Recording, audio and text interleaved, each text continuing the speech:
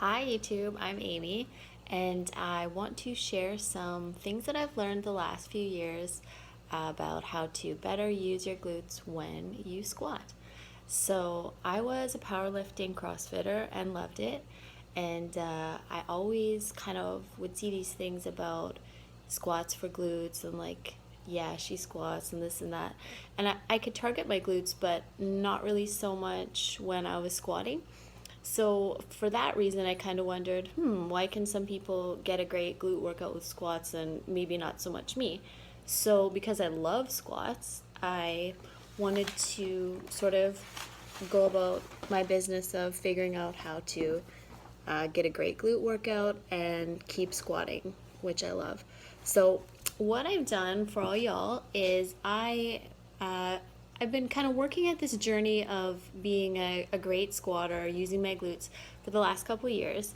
So I made a little summary of my top 4 tips to get your glutes going when you squat and have that killer squat workout, and get in and out of the gym nice and quick as well. So in sort of a somewhat order of importance list, and my mind changes a lot about importance. So we're going to start with number 1, and I think number 1 most important thing to get your booty going on squats is a mind to muscle connection.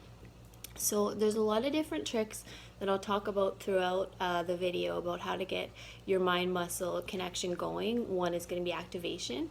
But firstly, I would just say the mind to muscle connection, mind to body connection is just that. So you want to think about glutes the whole time you're completing your squat. So as you squat down, you want to think that you're squeezing, you want to press with your glutes as you drive up out of the bottom of the squat, things like that.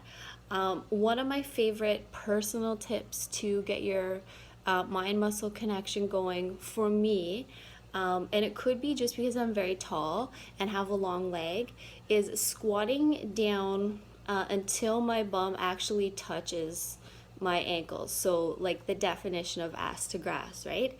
So when I get to the bottom and I make that contact, it's a great way to drive against my glutes, drive my glutes against my legs, if that makes sense. And you wouldn't want to be, if you've never squatted deep before, you wouldn't want to be going super deep and heavy as to grass. You would want to practice with very light weight for safety, of course.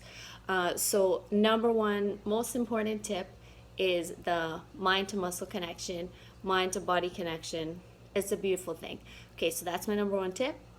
My number 2 tip is hopefully not too complicated. Number 2 is using pretty high reps rather than the super low reps that I was using as a power lifter and CrossFitter.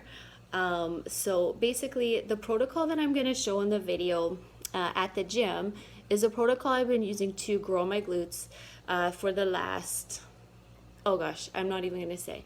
I'm not too sure how long I've been using the protocol, but it's effective. So in the video, my protocol is 15 reps in 1 minute. So it's going to be roughly 4 seconds per squat. So that means you want to make sure that you're squatting consistently and evenly and continuing along with that 4 second per squat pace. So what I use is a running clock, and I squat for 1 minute, counting to 50 and trying to keep each squat 4 seconds in length, and then I take a 1 minute break.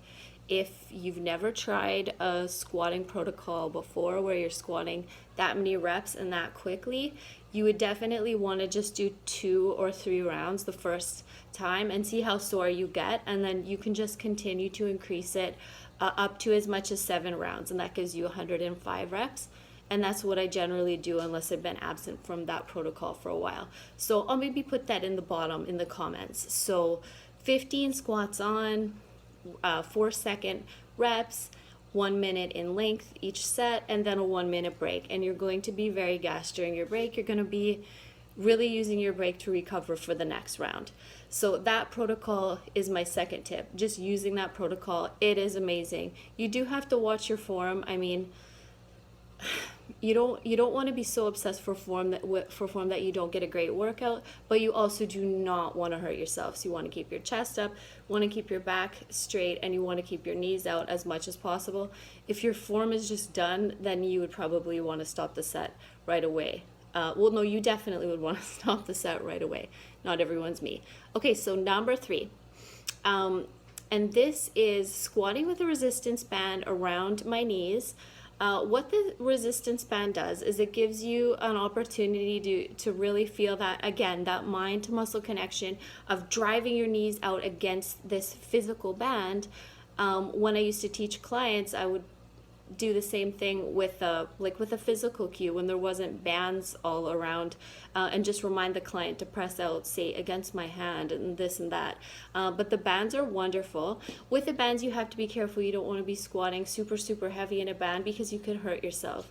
When I do the protocol I mentioned, I'm using maybe I would say 60% of my max, or 60 to 75. I'm not too sure. But you don't want to be, you have to be able to use that external rotation pressure. And with that, I mean, you have to be able to drive your knees out. If the band is too strong that you're using, it's not going to let you drive out your knees, and you're going to feel that in your form. Okay, so squatting with a resistance band around my knees, that's tip number 3. And then we're coming down to tip number 4. So tip number 4 is when I first started really wanting to be a person who could squat and really get a great glute workout at the same time. This is just my goal. I want to share it with y'all.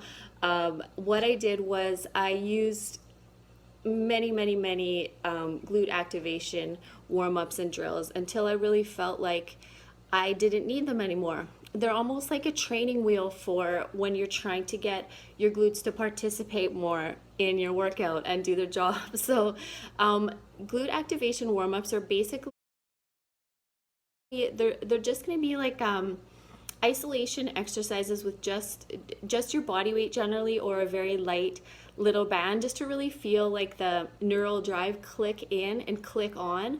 And this can really improve the way you squat. It's almost like an on switch for your glutes. And if you're new and your glutes are a little sluggish, which is no shame in that, these little drills will help your glutes start to learn how to participate more in your workouts and as well in your everyday life, which can prevent injury, which is a wonderful consequence of good aesthetic training. So what I'm going to do is I'm not going to keep this video going for too much longer because I don't want anyone to get bored, and it's actually getting a little bit long. Is I'm going to make a separate video with glute activation drills, and the drills are going to be wonderful drills that you're going to use preemptively for your workout if you're advanced. And these glute activation drills are also a super effective beginner glute warm-up, or glute workout, because body weight activities are wonderfully effective for beginners. So with that, I'll end this portion of the video.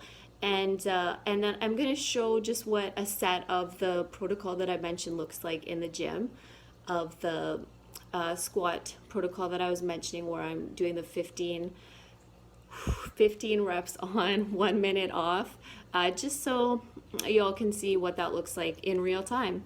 Well, probably sped up because I don't want y'all to get bored. Okay, so thank you so much for watching. If you enjoyed the tips in the video, you can like and subscribe. That would be heaven. And look forward to the glute activation drill and beginner booty workout that I'm going to post as soon as possible. Thank you so much. Bye.